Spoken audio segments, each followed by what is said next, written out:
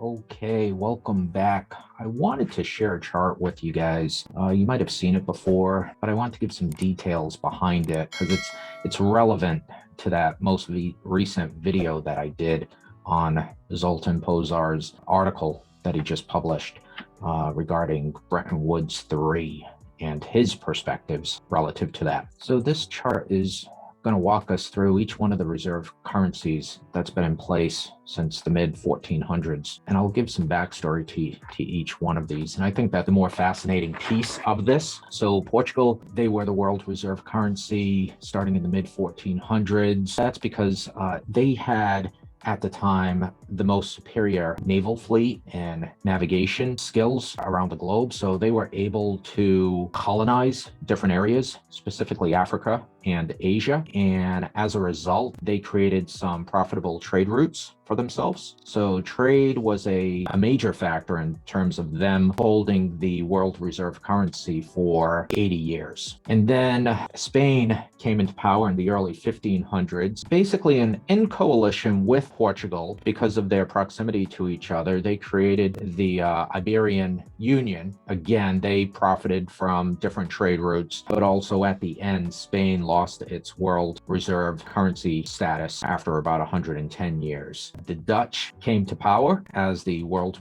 reserve currency holders between the mid 1600s and 1700s, right, for about 80 years. It was the result of them having a more superior Dutch East India Company for their trade route and their growing demand for spices during that period of time. So trade routes here with Portugal, trade routes here with Spain and the Iberian Peninsula, trade routes here with the Netherlands. All these things change over time and others become more superior in particular trade routes. So the Dutch were no different. They held it for about 80 years. And then we see the French held the world reserve currency for about 95 years. That was a result of their French Indian Trade Company. Okay, so again, continuing on with that trade trend. And so France world reserve currency fell in the early 1800s, and that's when Britain took over. Now, Britain was coming into its own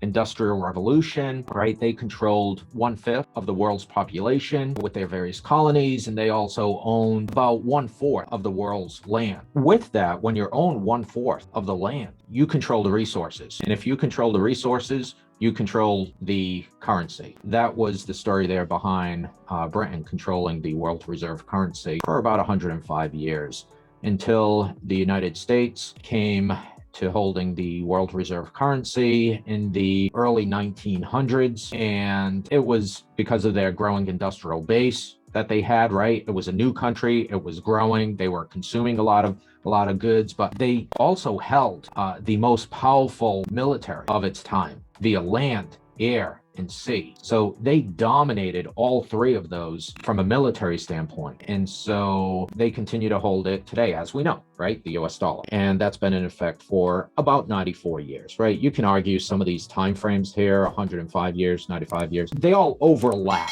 to some degree. So it's hard to put an exact date on it, you know, because this doesn't happen just in one day or 1 year. These transfer over a period of time. So the reason why I wanted to show this was not also to give you a little bit of backdrop of who's held the world reserve currency, but also why they held it and why they lost it, right? And in many cases, they lost it because new and different trade routes came into being. And so how does that tie in to this most recent article by Zoltan Pozar? I think there's some strong correlations with what's happening today with China and Russia, right? Where you have Russia demanding rubles for their commodities, right? And creating some trade routes there, but also with China. We know they've been working on their Belt and Road initiative. So that's been in development since 2013. So they're not waiting. China are creating new trade routes into Europe by land and by sea. That just plays into what Zoltan had written about. So I wanted to give you that chart.